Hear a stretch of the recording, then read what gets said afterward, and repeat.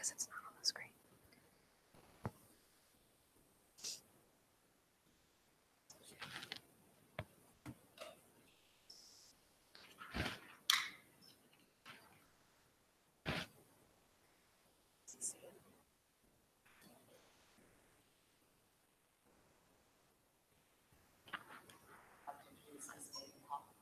Is going to speak to you about a subject that's very important.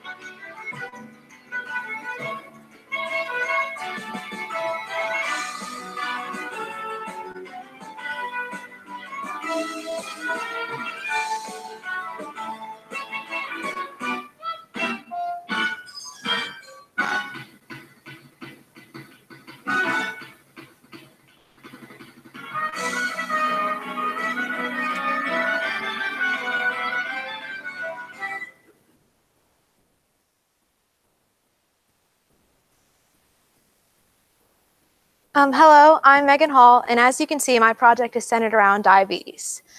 We must embrace pain and burn it as fuel for our journey. Kenji Mizawa said this quote, and it applies to the struggles that diabetics face on a daily basis. Diabetes is a 24/7 disease that requires constant management. Most of you all probably already know what diabetes is, but for those of you that don't, diabetes is an autoimmune disease that occurs when your body either stops producing enough of the hormone insulin or insulin altogether. Insulin regulates your blood glucose levels, and without it, you can't live. So just out of curiosity, how many of you all know somebody with diabetes? Judging by the number of hands raised, it's very obvious that diabetes affects almost everyone's life in some form. According to the American Diabetes Association, there are currently over 30.3 million Americans living with diabetes and over 100 million living with prediabetes. This totals to over 9% of the population. Personally, diabetes affects my life because about 5 years ago, my younger sister Emily was diagnosed with type 1 diabetes. Now, while the transition was definitely difficult for my family, it wasn't as difficult as it may have been for some other families because my mother actually already had type 1 diabetes. She was diagnosed at 18. So when I first began looking for an internship idea for this project, I originally searched for internships in endocrinology because I wanted to do something in the broader medical field. Unfortunately, my professional communication skills were minimal, and I had no confidence in my abilities. So I reached out to over 9 doctors' offices and hospitals in the Richmond area and 6 in the Charlottesville area. Unfortunately, none of them were willing to take in a high school intern, especially not one that had no confidence in herself and a shaky, unsure voice on the phone.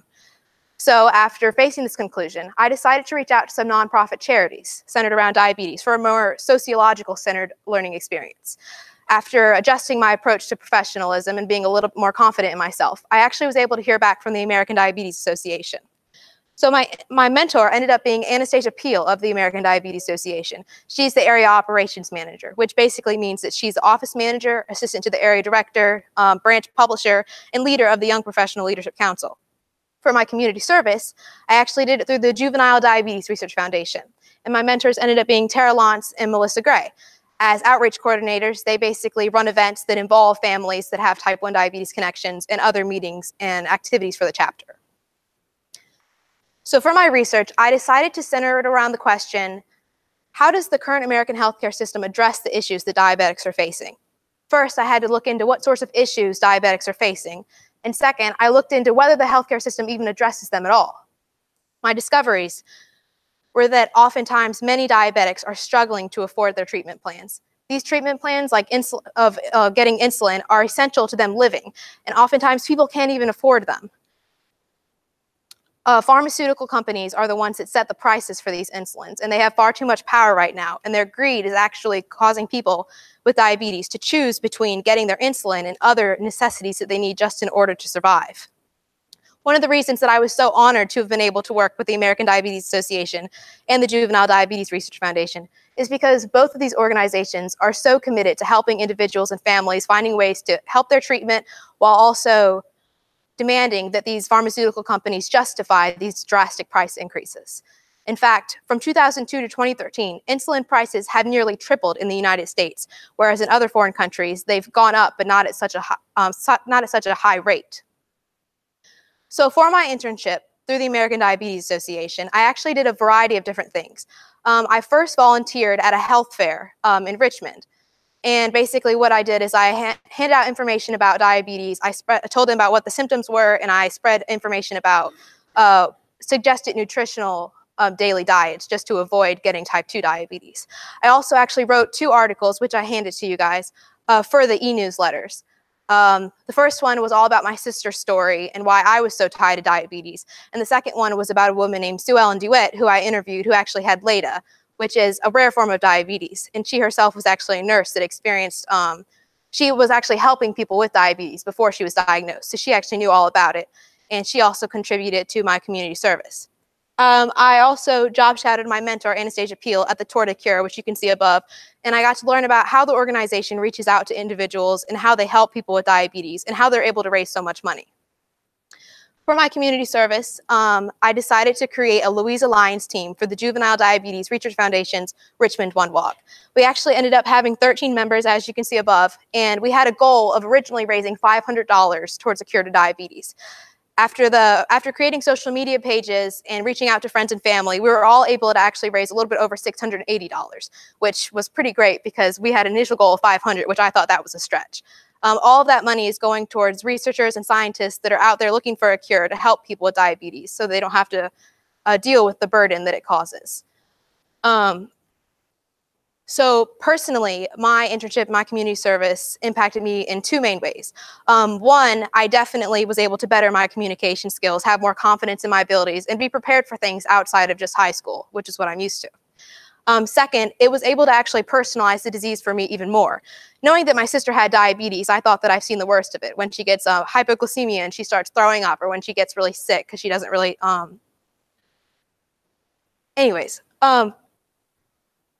I also was able to... the organization allowed for me to get more acquainted with diabetes because I was able to volunteer with the Juvenile Diabetes Research Foundation's Type 1 Nation Summit. And basically, I helped with all of these kids here. All the ones pictured above actually have diabetes. And I was able to learn about their lives and how diabetes impacts them. So what we did, first we did an activity with a balloon, and we told them to write down things that they hate about having diabetes. And then we popped the balloon. And then as you can see in the blue ribbons, we told them to write something that they enjoy about having diabetes, which obviously that's kind of a hard statement to fully understand, but they actually wrote funny things like icing, like I get to have icing when my siblings don't, or I get to have sugar when they don't, just as little positive things to help boost them. And one story really stuck out to me. I was talking to this little girl while I was at the Type 1 Nation Summit, and she asked me, you know, like, oh, do you have diabetes? Is that why you're here? And I explained to her, well, no, I don't, but my mother and my sister have diabetes. And she just looked at me like, your sister has diabetes? I wish my sister had diabetes. And obviously when I heard that, I was a little bit taken aback. Like, why would you wish that your sister would have diabetes? And that's when I realized really that a lot of these kids can feel very alone when they have diabetes and others don't, and that others don't really understand what they're going through.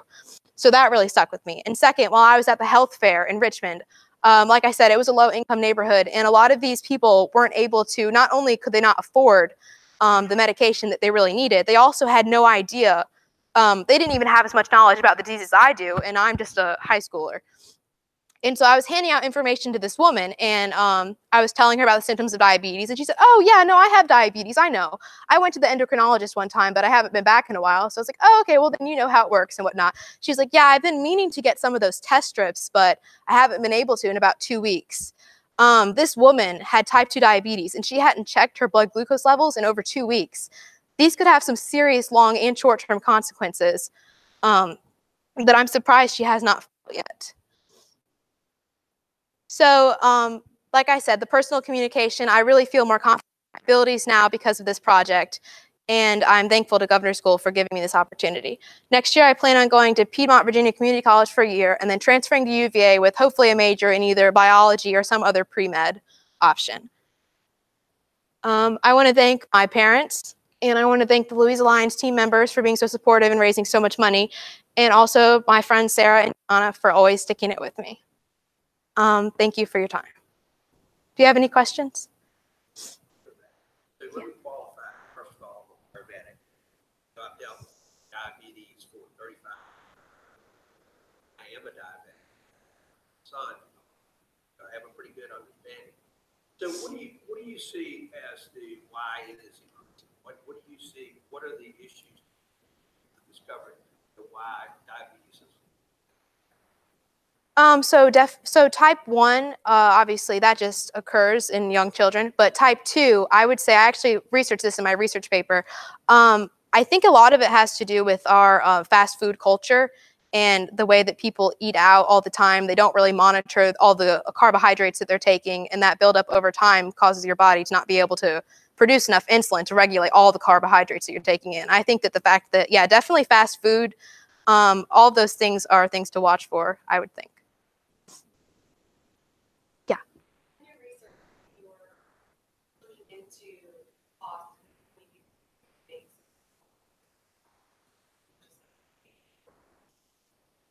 Did you find, was there anyone trying to do anything about this?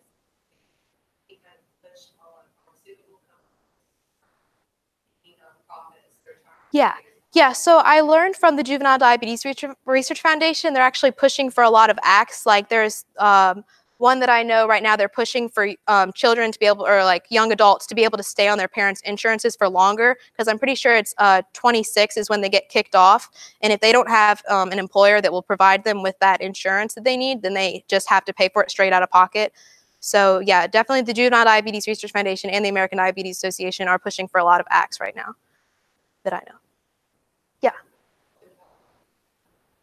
So I think that the people that joined my walk, I actually did a little survey afterwards, and every single one of them said that they felt like they became more acquainted with the disease and that they had a direct impact on the cause.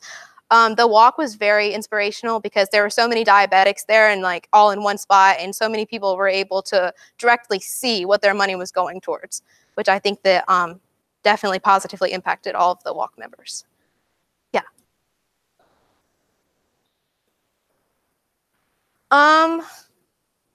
I would say, well, growing up with a mother that has diabetes, I'm used to seeing her checking her blood sugars, that type of thing. I never really knew what it meant, though, when I was younger. But when my sister was diagnosed, that's when it really hit me, like what my mom was going through every day that I had no idea about.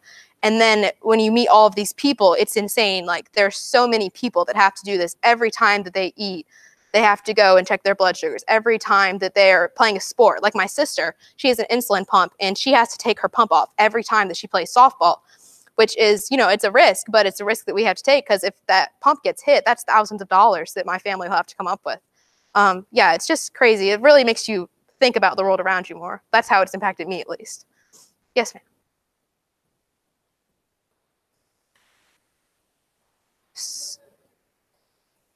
Yeah, so insulin rationing is when people think that they can get away with not giving themselves their proper dosage of insulin just to save money.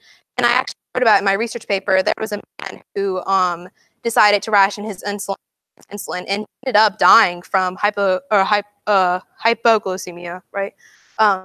Yeah, so yeah, because he was lacking so much sugar. People have, yeah, died because of insulin rationing. It's crazy expensive. Any other questions? Yes, sir. Oh. Oh, thank you. That means a lot. Yes, sir. So I know that they call it pharmaceutical evils. Like a lot of like government officials are pushing for pharmaceutical companies to be more heavily regulated, and to once these patents end that they have on these certain insulin formulas end, then they're going to be able to have more control over setting the prices. The government will be able to. Yeah, I would say the government is pushing towards, some government leaders are pushing towards pharmaceutical companies having less power. Hey, are you still collecting money? I'm not, but you can always donate to. We donate Oh, thank you. Thank you.